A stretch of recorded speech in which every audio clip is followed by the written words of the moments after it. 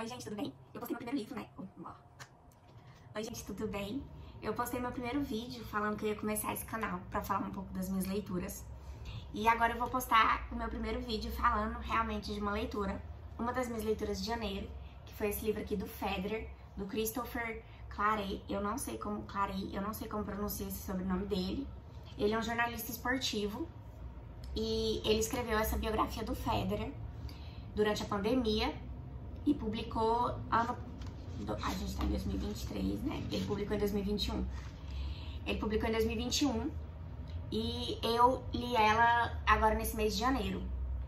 Gente, eu sou apaixonada no Federer. Pra mim, ele é um exemplo de atleta, um exemplo de profissional. E eu amo muito tênis. E eu sempre acompanhei o Federer, porque durante a minha adolescência foi a época que ele tava no auge.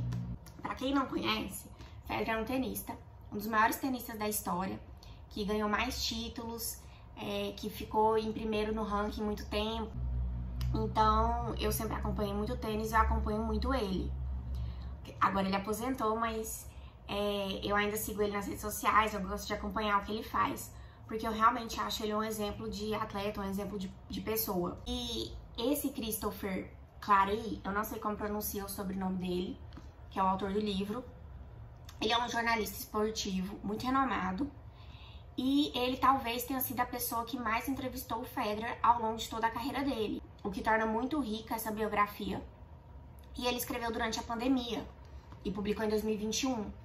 Então, durante a pandemia, ele fez várias reuniões online com outros atletas, já que estava todo mundo meio parado na pandemia em casa, ele conseguia fazer essas entrevistas. Então, ele entrevistou outros tenistas, familiares, enfim, treinadores que trabalharam com o Federer ao longo do tempo.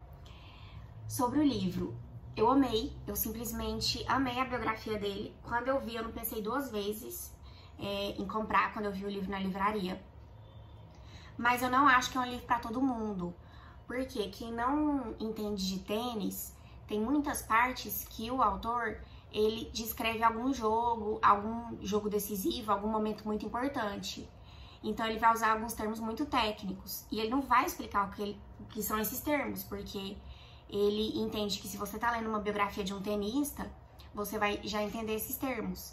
Então ele fala de tie break, ele fala de vantagem, ele fala das pontuações, que as pontuações do tênis são um pouco estranhas para algumas pessoas. E ele não vai explicar o que é isso, porque ele vai entender que você já sabe o que é. Por isso eu acho que quem não entende nada de tênis, não entende das regras básicas de tênis, dá conta de ler o livro sim, mas nesses trechos não vai fazer muito sentido e você vai acabar pulando 1 ou 2 parágrafos com frequência. E também, se você não acompanha muito tênis, talvez você não sinta toda a emoção de ler um livro desses, assim.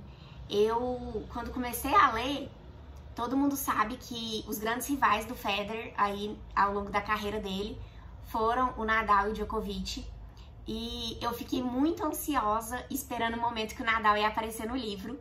Então, porque como o começo do livro mostra muito a infância do Federer, quando ele se tornou profissional, eu fiquei esperando o momento que ia acontecer esse encontro, que ia ter esse primeiro jogo deles, que o Nadal ia começar a despontar e ia aparecer no livro. Então, eu mesmo fiquei super ansiosa pra isso.